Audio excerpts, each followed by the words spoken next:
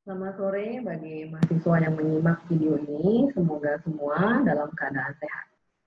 Kita berjumpa kembali pada kesempatan ini untuk mengulas mengenai chapter berikutnya pada mata kuliah kita. Paparan saya akan ditampilkan dalam PowerPoint berikut.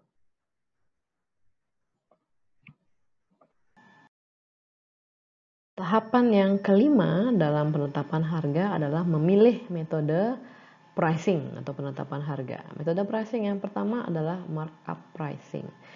Jadi markup pricing ini sesuai dengan namanya, yaitu menghitung berapa average cost untuk satu unit produk, kemudian menambahkan markup yang diinginkan, apakah 10% atau 20% atau di angka lainnya. Jadi markup biasanya akan ditetapkan lebih tinggi untuk produk-produk seasonal atau musiman. Ini untuk mengcover resiko produk tersebut tidak laku. Kemudian untuk item-item specialties, kemudian untuk item-item yang slower moving, artinya jarang laku terjual. Kemudian untuk item-item dengan biaya penyimpanan dan biaya handling yang cukup tinggi juga akan dikenakan markup yang tinggi umumnya. Kemudian juga untuk item-item yang permintaannya tidak elastis, seperti contohnya adalah obat yang diresepkan.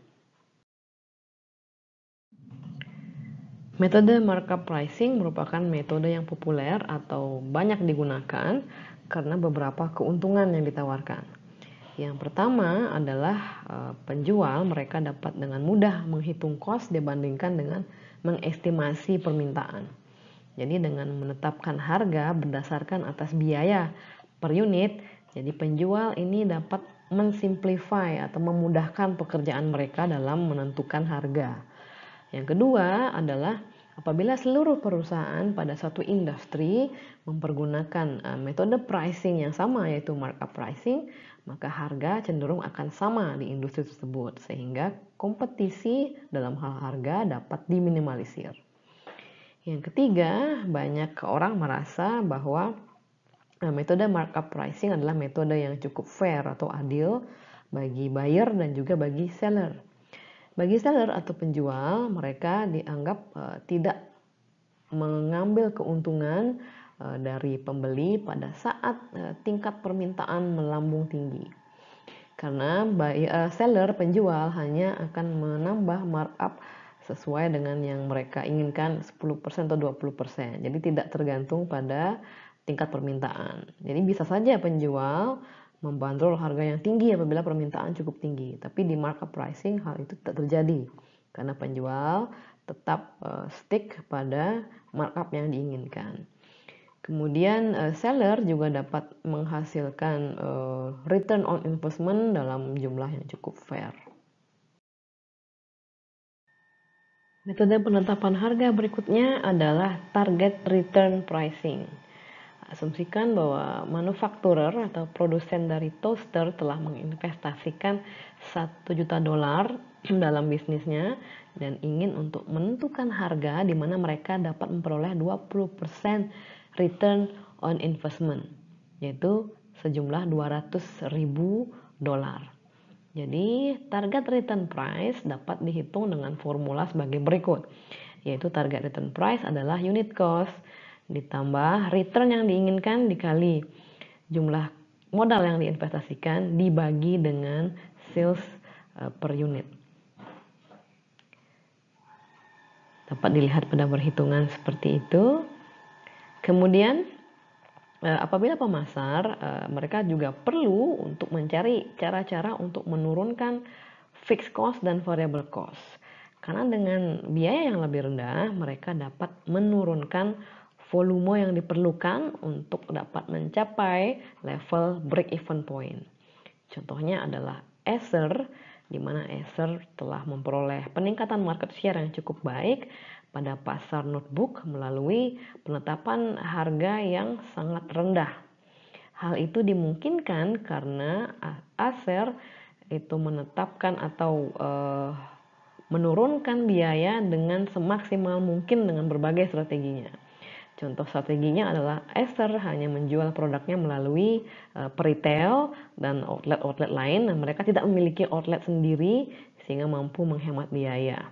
Acer juga mengoutsource departemen manufacturing dan assembly-nya. Artinya, Acer tidak memproduksi sendiri dan tidak mengassembly sendiri notebooknya, tapi diserahkan pada perusahaan lain yang mampu melakukannya secara lebih efisien atau melakukannya dengan biaya yang lebih murah.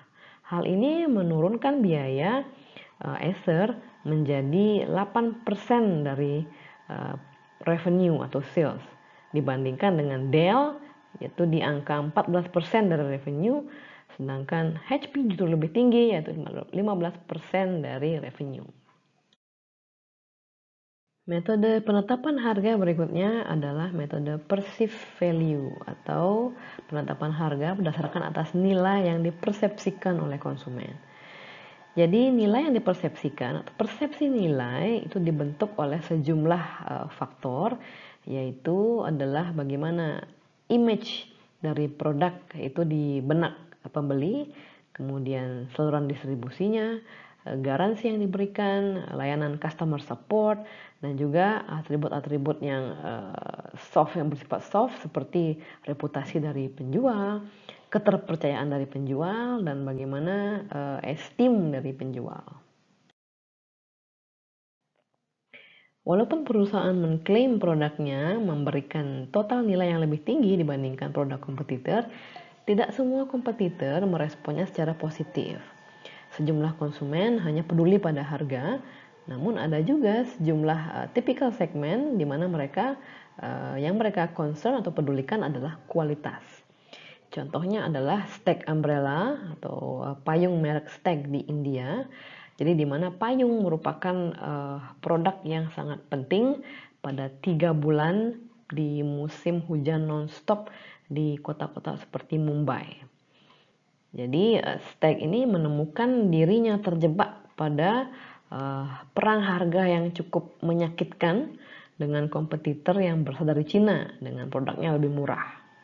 Setelah menyadari bahwa dengan menetapkan harga yang sangat rendah untuk menyaingi kompetitor dari Cina tersebut, mereka menyadari bahwa mereka telah mengorbankan kualitas mereka terlalu banyak. Kemudian manajer Stag memutuskan untuk tetap meningkatkan kualitas atau mempertahankan kualitas dengan memperkenalkan produk dengan warna-warna yang baru, desain yang baru, dan fitur-fitur tambahan seperti center yang ditambahkan pada payung, kemudian dapat juga mendengarkan musik yang direkam sebelumnya. Jadi walaupun Stag menetapkan harga yang lebih tinggi dibandingkan kompetitor Cina tersebut, penjualan Stag justru malah meningkat. Metode penetapan harga berikutnya adalah value pricing atau penetapan harga yang memberikan nilai maksimal bagi konsumen. Jadi untuk memenangkan loyal konsumen, perusahaan dalam metode ini adalah membandrol harga yang cukup rendah namun dengan kualitas yang cukup tinggi. Jadi caranya adalah dengan melakukan re-engineering pada operasi dari perusahaan, ini dipelajari di manajemen operasional, untuk menjadi produsen produk dengan biaya yang rendah tanpa harus mengorbankan kualitas. Jadi hal ini untuk menarik sejumlah besar konsumen yang mencari nilai terbaik dari suatu produk. Artinya, cost itu jauh lebih rendah daripada benefit yang diperoleh.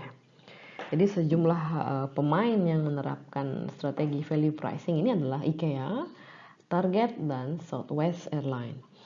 Kemudian pada tahun 90-an, P&G menciptakan suatu kegegeran atau membuat geger saat dia menurunkan harganya untuk produk-produk supermarket yang mereka produksi seperti Pampers, kemudian deterjen cair Tide, Folgers Coffee, dan memberikan harga berdasarkan strategi value pricing.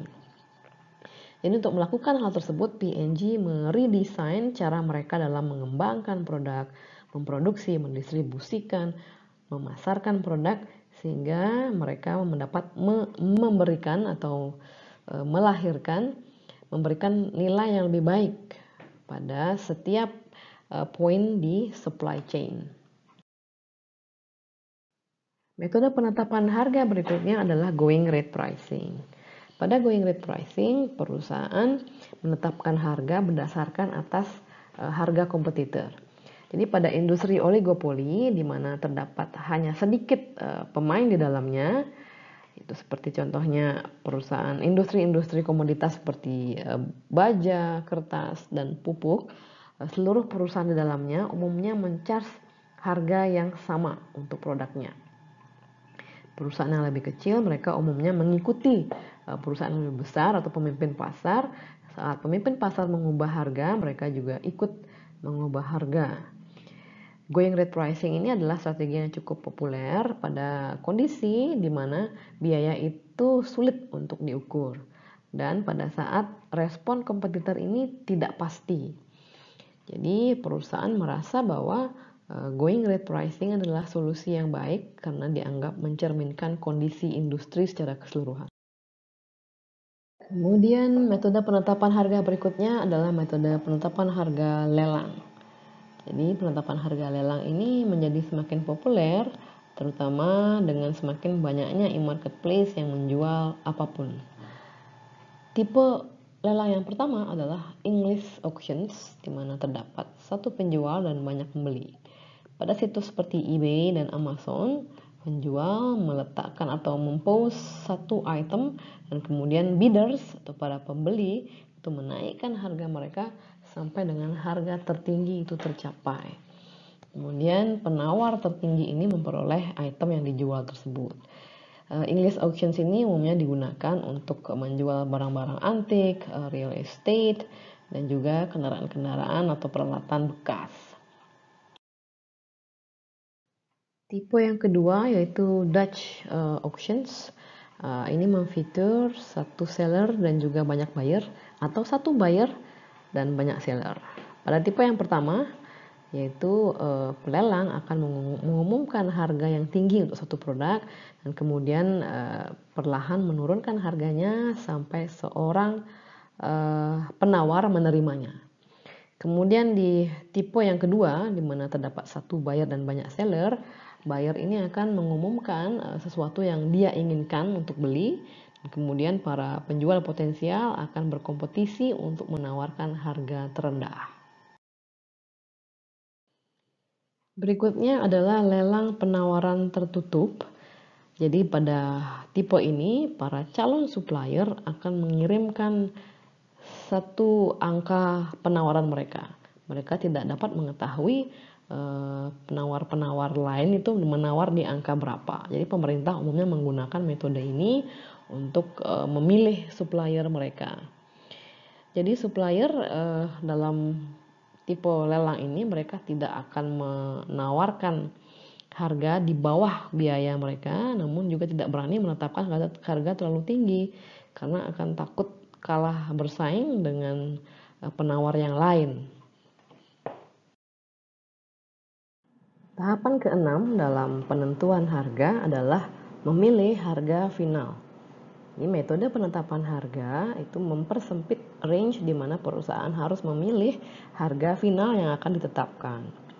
Dalam memilih harga atau menetapkan harga, perusahaan perlu mempertimbangkan faktor-faktor seperti pengaruh dari aktivitas pemasaran lain, kemudian kebijakan penetapan harga perusahaan, kemudian gain and risk sharing pricing, dan terakhir adalah pengaruh dari harga terhadap pihak-pihak lainnya.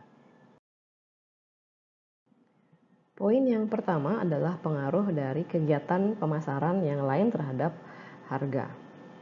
Merek dengan kualitas yang average atau rata-rata, namun memiliki anggaran iklan yang cukup tinggi, mereka dapat membandrol harga yang premium terhadap produknya. Karena konsumen bersedia untuk membayar harga yang lebih tinggi untuk produk yang mereka ketahui dibandingkan produk yang mereka tidak ketahui. Kemudian brand dengan kualitas yang tinggi dan juga budget iklan yang tinggi, mereka mampu membandrol harga yang tinggi terhadap produk mereka. Kemudian sebaliknya, brand dengan kualitas yang rendah, dengan budget iklan yang rendah, mereka hanya memungkinkan untuk mencas harga yang terendah di industri. Poin berikutnya adalah kebijakan penetapan harga perusahaan. Harga hendaknya konsisten dengan kebijakan penetapan harga oleh perusahaan. Dan perusahaan juga dapat menetapkan penalti di bawah kondisi-kondisi seperti contohnya airline yang mencas biaya tambahan untuk penumpang yang mengubah tanggal reservasi mereka apabila mereka membeli menggunakan tiket diskon. Bank juga mencas biaya tambahan untuk nasabahnya yang melakukan terlalu banyak penarikan dalam 1 bulan atau nasabah yang menarik depositonya sebelum tanggal jatuh tempo. Dokter gigi, hotel, kemudian perusahaan sewa mobil dan juga penyedia jasa lainnya, mereka mencas penalti untuk pelanggan yang tidak datang, no shows, atau pelanggan yang terlambat. Jadi untuk di hotel terdapat cancellation fee bagi pengunjung atau tamu hotel yang tidak datang. Namun kebijakan ini harus digunakan dengan bijak oleh pemasar agar tidak menimbulkan ketidakpuasan dari konsumen. Isu menarik dalam penetapan harga adalah stealth price atau penetapan harga secara katakanlah sembunyi-sembunyi. Jadi saat konsumen mereka menolak untuk menerima harga yang tinggi, perusahaan kemudian mencari cara bagaimana caranya meningkatkan pendapatan tanpa benar-benar menaikkan harga. Sehingga cara yang mereka gunakan adalah untuk menambahkan fee atau biaya untuk fitur-fitur atau layanan yang awalnya diberikan secara gratis. Jadi jumlah total fee yang dapat diperoleh ini cukup besar juga. Jadi fee ini adalah contohnya pada bank, fee diberikan atau di-charge pada konsumen yang memilih untuk membayar billing secara online, kemudian konsumen yang ceknya bounce, atau konsumen yang sering menggunakan jasa ATM jadi dikenakan biaya tambahan. Nah, fee ini dapat memberikan bank itu billions of dollars secara tahunan. Jadi perusahaan menjustifikasi tambahan fee ini bahwa tambahan fee ini adalah fair dan merupakan cara yang cukup adil untuk menutup biaya tanpa harus kehilangan konsumen. Banyak juga yang berargumen bahwa ini adalah move yang sangat make sense untuk mencas fee tambahan untuk layanan tambahan yang memang memberikan biaya lebih tinggi daripada mencas semua konsumen harga yang sama tanpa mereka menggunakan layanan ekstra tersebut, sehingga hanya konsumen yang menggunakan layanan ekstra yang diberikan cas tambahan. Kemudian untuk membreaking out charge, artinya untuk mengurai cost-cost ini sehingga cost yang diberikan pada konsumen adalah hanya cost penggunaan jasa atau produk basic, sehingga harga dapat ditekan menjadi lebih rendah untuk menarik konsumen datang. Faktor yang terakhir adalah impact dari harga terhadap pihak-pihak lain yang terkait. Contohnya adalah bagaimana distributor dan dealer mereka bereaksi terhadap harga yang ditetapkan oleh perusahaan. Apabila mereka tidak menghasilkan profit yang cukup, mungkin mereka akan memilih untuk tidak menjual produk perusahaan.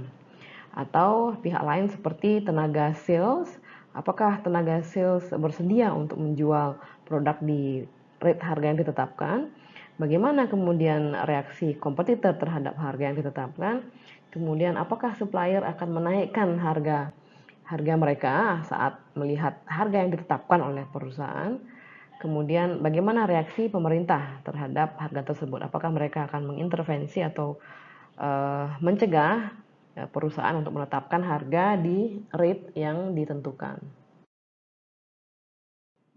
Bahasan berikutnya adalah mengadaptasikan harga. Perusahaan umumnya tidak menetapkan satu harga yang sama untuk seluruh periode waktu dan seluruh wilayah, namun mereka memilih untuk mengembangkan suatu struktur harga yang merefleksikan variasi pada permintaan dan biaya di wilayah geografis yang berbeda-beda. Kemudian faktor lain adalah permintaan dari segmen pasar di wilayah yang berbeda-beda atau di timing yang berbeda.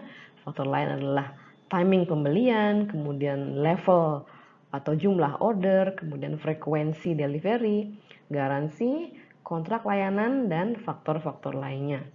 Kita akan membahas beberapa strategi adaptasi harga di slide berikutnya.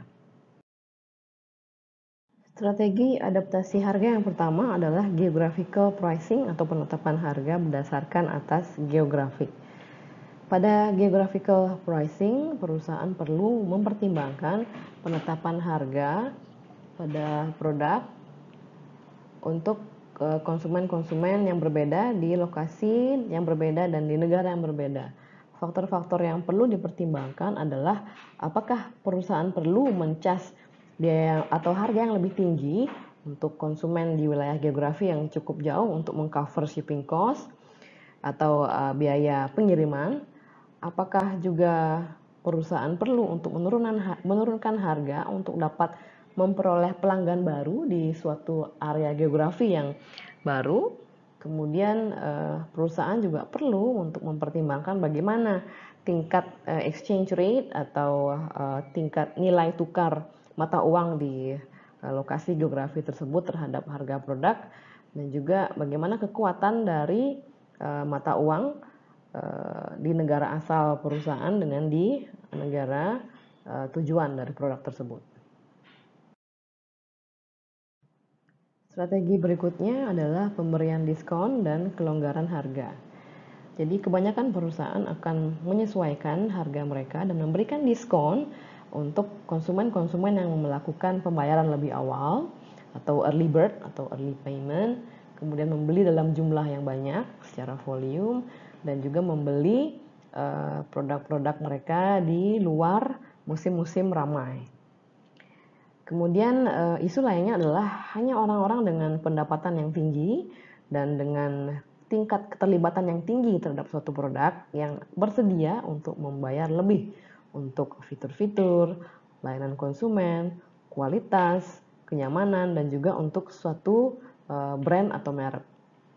Sehingga akan merupakan suatu kesalahan untuk sebuah brand yang kuat dan juga berbeda, artinya unik, untuk terjun atau ikut dalam melakukan diskon harga untuk merespon serangan-serangan dari merek-merek lain yang menurunkan harga.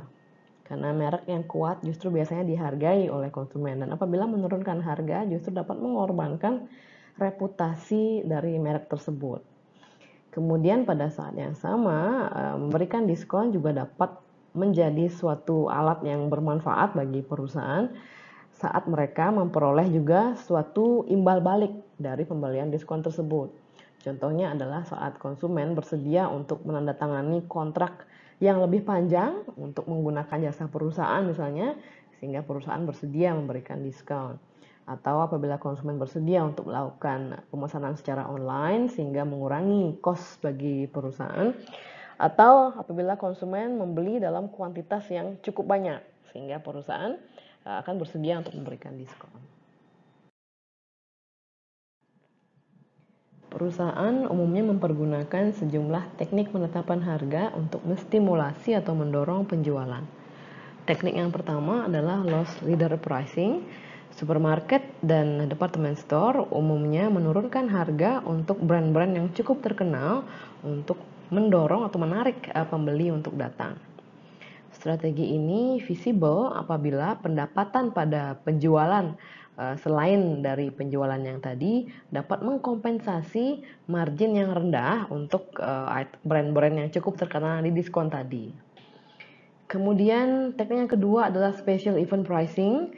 Penjual akan menetapkan harga spesial pada musim-musim tertentu untuk menarik lebih banyak konsumen. Contohnya adalah setiap Agustus akan diberikan back to school sales umumnya bagi penjual-penjual yang menjual peralatan sekolah.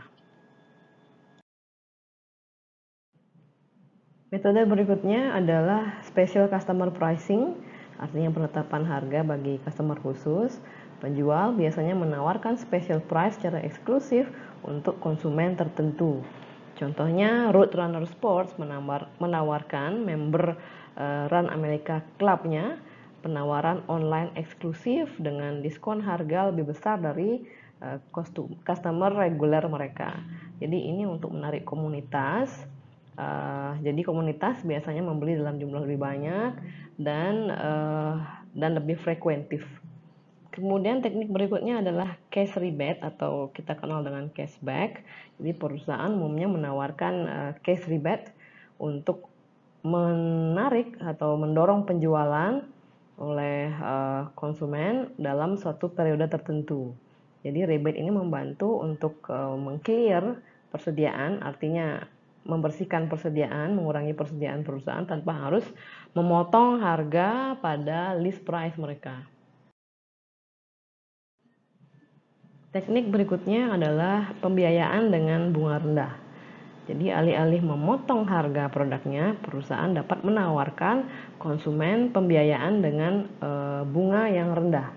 Jadi umumnya perusahaan-perusahaan yang menjual kendaraan bermotor, mereka menawarkan pembiayaan dengan bunga rendah untuk mencoba menarik lebih banyak konsumen.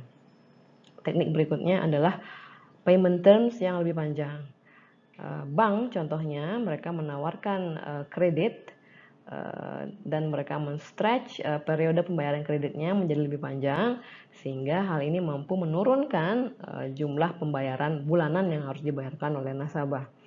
Jadi nasabah seringkali mereka lebih mengkhawatirkan apakah mereka mampu membayar biaya bulanan dibandingkan dengan biaya bunganya, sehingga membayar bunga dalam waktu yang cukup panjang tidak masalah bagi mereka sepanjang mereka mampu membayar biaya bulanan. Teknik berikutnya adalah garansi dan kontrak layanan. Perusahaan dapat mendorong penjualan dengan cara menambahkan garansi secara gratis atau menambahkan kontrak layanan dengan harga yang rendah atau bahkan gratis. Teknik berikutnya adalah diskon psikologis. Strategi ini menetapkan harga tinggi yang bukan harga sebenarnya dan kemudian menawarkan produk pada harga diskon. Contohnya adalah was $359, artinya sebelumnya $359, kemudian sekarang didiskon menjadi $299. Jadi dengan cara ini konsumen menganggap bahwa mereka mendapatkan nilai yang lebih baik dari pembeliannya apabila mereka membeli produk tersebut sekarang. Poin bahasan berikutnya adalah differentiated pricing atau penetapan harga yang berbeda-beda. Perusahaan umumnya mengubah harga mereka untuk mengakomodir perbedaan pada konsumen, produk, lokasi, dan sebagainya. Ini disebut dengan price discrimination atau diskriminasi harga. Pada diskriminasi harga level 1, di penjual mencas harga yang berbeda untuk konsumen yang berbeda tergantung pada frekuensi dari pembelian mereka. Kemudian pada diskriminasi harga tingkat 2, penjual mencas lebih murah kepada pembeli yang membeli dalam jumlah besar. Kemudian pada diskriminasi harga tingkat 3, seller mencas harga yang berbeda-beda kepada segmen atau kelas pembeli yang berbeda-beda. Contoh yang pertama adalah customer segment pricing, jadi penetapan harga berdasarkan atas segmen konsumen, yaitu segmen konsumen yang berbeda, mereka membayar harga yang berbeda untuk produk dan layanan yang sama. Contohnya, museum seringnya mencas harga tiket masuk yang lebih murah untuk segmen pasar seperti murid, mahasiswa, dan untuk senior citizen atau lansia. Berikutnya adalah penetapan harga berdasarkan bentuk produk. Versi yang berbeda dari produk dapat dikenakan harga yang berbeda dan tidak secara proporsional mengikuti biayanya. Contohnya Evian, mereka menetapkan harga $2 untuk satu botol mineral waternya, yaitu dengan jumlah 48 ounce. Kemudian mereka menetapkan harga lebih mahal, yaitu $6 untuk hanya 1,7 ounce air tersebut yang ditempatkan pada moisturizer spray. Jadi ini adalah bentuk produk yang berbeda. Yang satunya adalah untuk minum, botol minum, yang satunya adalah untuk spray sebagai moisturizer, umumnya untuk wajah. Padahal produknya sama, namun ditetapkan harga berbeda. Kemudian berikutnya adalah image pricing, penetapan harga berdasarkan image. Beberapa perusahaan menetapkan harga untuk produk yang sama, namun dengan harga yang berbeda karena perbedaan image atau citra.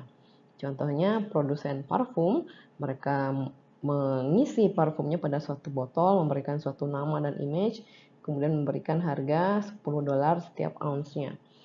Dan parfum yang sama ditempatkan di botol yang berbeda yang lebih menarik, diberikan nama dan image yang lebih menarik, dan dibanderol seharga $30 per ounce. Jadi ini adalah penetapan harga berdasarkan atas image. Teknik berikutnya adalah penetapan harga berdasarkan atas saluran distribusi.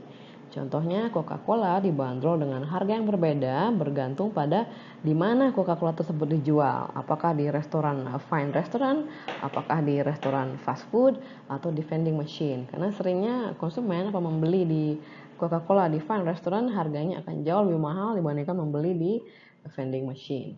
Kemudian teknik berikutnya adalah penetapan harga berdasarkan lokasi.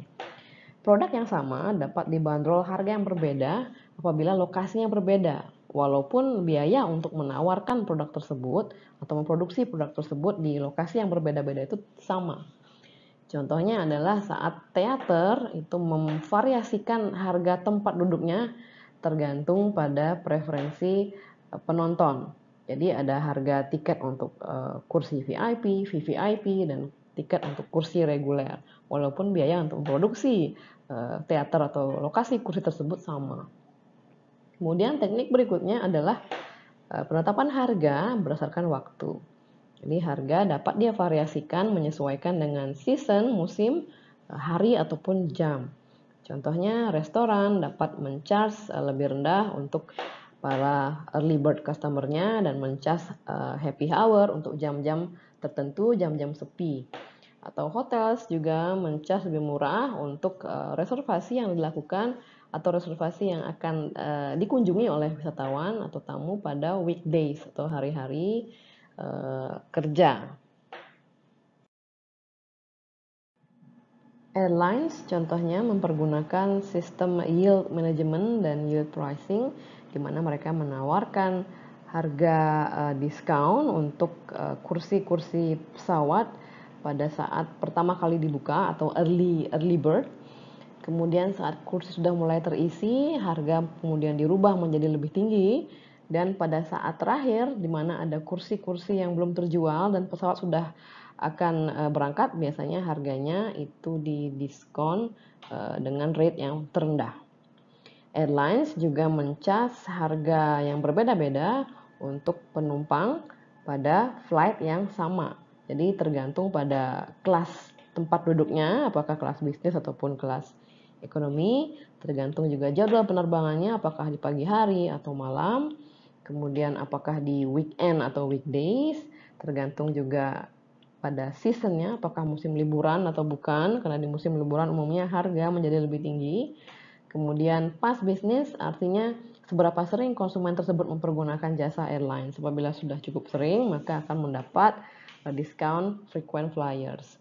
Kemudian tergantung juga status dari penumpang, apakah lansia, anggota militer, atau anak muda, karena ada harga yang berbeda untuk segmen konsumen yang berbeda.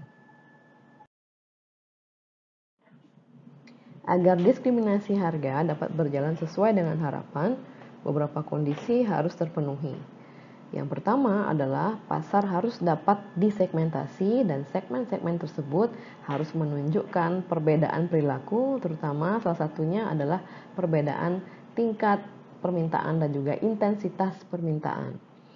Yang kedua, segmen yang lebih rendah perlu dipastikan agar segmen yang lebih rendah ini tidak dapat menjual produk ke segmen yang lebih tinggi. Kemudian yang ketiga, kompetitor diharapkan atau perlu dipastikan bahwa kompetitor tidak menawarkan harga yang lebih rendah dibandingkan perusahaan untuk segmen dengan harga yang lebih tinggi. Keempat adalah biaya untuk melakukan segmentasi dan melakukan kebijakan perbedaan harga ini seharusnya tidak melebihi pendapatan ekstra yang diperoleh dari praktek diskriminasi harga ini. Yang kelima, Praktek diskriminasi harga seharusnya diharapkan tidak memunculkan atau menimbulkan kemarahan atau kekecewaan dari konsumen. Yang keenam, tentu saja bentuk diskriminasi harga ini harus atau tidak boleh berbentuk atau bersifat ilegal. Bahasan berikutnya adalah menginisiasi dan merespon perubahan pada harga. Yang pertama adalah menginisiasi potongan harga.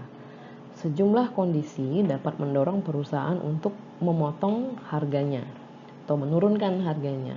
Salah satu alasannya adalah kelebihan kapasitas pabrik. Artinya pabrik saat ini beroperasi pada kapasitas di bawah kapasitas maksimal, sehingga untuk dapat menghasilkan produk pada kapasitas maksimal, perusahaan perlu menjual lebih banyak. Untuk menjual lebih banyak, perusahaan perlu menginisiasi penurunan harga sehingga dapat mendorong penjualan. Kemudian alasan lain adalah perusahaan menurunkan harga adalah dengan alasan untuk dapat mendominasi pasar melalui harga yang rendah saat pertama kali diperkenalkan. Namun strategi penurunan harga dapat berakibat pada jebakan-jebakan berikut. Yang pertama adalah low quality trap, di mana konsumen dengan harga yang rendah tersebut diasumsikan bahwa produk perusahaan memiliki kualitas yang rendah. Kemudian trap yang kedua adalah jebakan market share yang fragile. Jadi harga yang rendah dapat menghasilkan pangsa pasar yang luas, namun tidak menghasilkan loyalitas pasar. Jadi konsumen dapat dengan mudah berpindah ke perusahaan yang menawarkan harga lebih rendah tanpa memiliki loyalitas yang cukup tinggi. Kemudian jebakan yang ketiga adalah jebakan kantong tipis. Jadi kompetitor yang memiliki atau menetapkan harga lebih tinggi dapat menyesuaikan harga atau menurunkan harganya agar sama dengan perusahaan, dan mereka dapat stay lebih lama dengan strategi tersebut karena mereka memiliki jumlah cadangan uang yang lebih banyak untuk dapat bertahan dengan harga rendah tersebut lebih lama, sehingga dengan strategi ini perusahaan dapat merugi atau bahkan keluar dari industri karena langkah dari kompetitor tersebut. Kemudian trap berikutnya adalah perang harga, di mana kompetitor merespon juga dengan menurunkan harga mereka dengan lebih dalam lagi, sehingga ini kemudian mendorong terjadinya perang harga. Bahasan berikutnya adalah menginisiasi peningkatan harga. Sejumlah kondisi dapat mendorong perusahaan untuk melakukan peningkatan harga, salah satunya yaitu inflasi.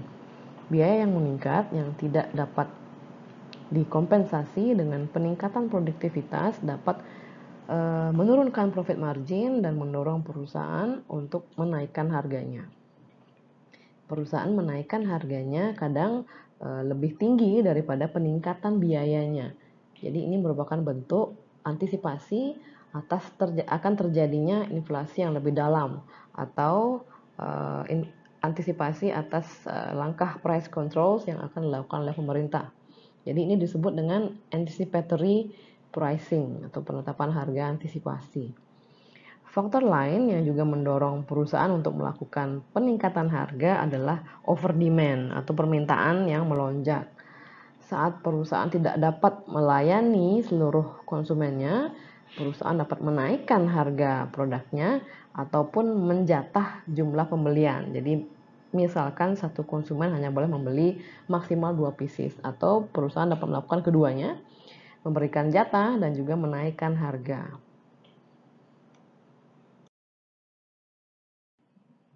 Sejumlah teknik dapat dilakukan untuk dapat mengurangi keterkejutan konsumen atau reaksi konsumen yang tidak diharapkan saat harga dinaikkan. Salah satunya adalah dengan mengelola sense of fairness, jadi di sekitar harga yang ditingkatkan, dengan cara memberikan konsumen pemberitahuan lebih awal bahwa harga akan naik, sehingga mereka dapat melakukan pembelian sebagai stok mereka di masa depan, atau mereka dapat shop around atau melihat-lihat kompetitor yang menawarkan produk yang lebih murah. Kemudian peningkatan harga yang cukup tajam ini juga perlu dijelaskan dengan cara-cara yang dapat dipahami dengan baik oleh konsumen. Teknik lainnya adalah membuat kenaikan harga itu tidak terlalu terlihat. Contohnya adalah dengan yang pertama melakukan eliminasi diskon atau tidak lagi menawarkan diskon. Yang kedua adalah meningkatkan jumlah minimum order. Yang ketiga dengan mengurangi produksi untuk produk-produk yang memiliki margin profit yang rendah. Kemudian juga untuk kontrak, untuk project long term itu harus mengandung klausul eskalator yang berdasarkan atas faktor seperti peningkatan pada indeks harga nasional. Saat resistensi konsumen cukup tinggi terhadap kenaikan harga, pemasar dapat mencoba untuk mencari alternatif untuk menghindari mereka untuk melakukan kenaikan harga. Beberapa contoh yang populer adalah yang pertama dengan mengurangi jumlah produk alih-alih menaikkan harga. Contohnya adalah Hershey yang tetap memasarkan produknya dengan harga yang sama, namun mereka mengurangi ukurannya. Yang kedua adalah dengan mensubstitusi barang-barang yang atau ingredients yang cukup mahal. Contohnya adalah banyak perusahaan permen itu yang mengganti coklat asli atau bahan coklat asli mereka dengan bahan coklat sintetis untuk dapat mengurangi efek dari kenaikan harga kakao. Teknik berikutnya adalah dengan mengurangi fitur-fitur produk yang dirasa kurang penting sehingga dapat mengurangi biaya. Kemudian berikutnya adalah juga mengurangi layanan-layanan seperti layanan instalasi atau layanan free delivery. Kemudian berikutnya menggunakan packaging atau kemasan yang lebih ekonomis. Kemudian juga berikutnya adalah dengan mengurangi jumlah variasi produk sehingga dengan memangkas produk-produk yang kurang begitu terjual dapat mengurangi biaya yang harus ditanggung oleh perusahaan. Berikutnya adalah dengan memperkenalkan merek yang lebih ekonomis. Contohnya adalah bagaimana supermarket atau mega market mereka memperkenalkan produk-produk mereka yang dibanderol dengan harga lebih murah daripada merek-merek nasional. Seperti contohnya bagaimana Lotte Mart memproduksi tisu buatan mereka sendiri yang dipasang dengan merek mereka sendiri yang dihargai atau dibanderol dengan harga lebih murah dibandingkan merek-merek tisu yang sudah dikenal secara nasional. Berikutnya adalah merespon perubahan harga yang dilakukan oleh kompetitor. Pada pasar yang dicirikan dengan homogenitas produk yang tinggi, perusahaan dapat mencari cara untuk dapat meningkatkan nilai produknya sehingga tidak harus mengikuti penurunan harga dari kompetitor. Namun apabila tidak dapat menemukan cara untuk meningkatkan nilai produk, maka perusahaan perlu untuk menyamakan harga sama dengan kompetitor. Kemudian apabila kompetitor menaikkan harga pada pasar produk yang homogen, perusahaan lain mungkin tidak perlu mengikuti kenaikan harga tersebut apabila kenaikan harga tersebut tidak memberikan manfaat pada industri secara keseluruhan. Kemudian pada akhirnya perusahaan yang menaikkan harga tersebut dapat kembali ke harga awalnya. Terdapat 3 respon yang mungkin dapat dilakukan untuk dapat merespon penurunan harga dari kompetitor atau merespon kompetitor yang memiliki harga atau biaya rendah, low cost competitors. Yang pertama adalah dengan mendiferensiasikan produk atau layanan sehingga dengan diferensiasi layanan perusahaan dapat menjustifikasi harga yang lebih tinggi. Ini dapat berupa penambahan layanan, perbedaan produk sehingga terlihat unik sehingga harga yang lebih tinggi tidak menjadi masalah. Yang kedua adalah dengan memperkenalkan merek yang lebih rendah. Ini serupa dengan strategi yang pernah kita bahas di bahasan sebelumnya, yaitu melakukan down market stretch, artinya menawarkan merek untuk segmen yang lebih rendah. Kemudian berikutnya adalah mereinvent diri sebagai pemain yang menghasilkan produk dengan biaya rendah. Ini dilakukan dengan cara melakukan re-engineering. Jadi re-engineering ini merupakan salah satu bahasan yang dapat diperoleh pada mata kuliah manajemen operasional.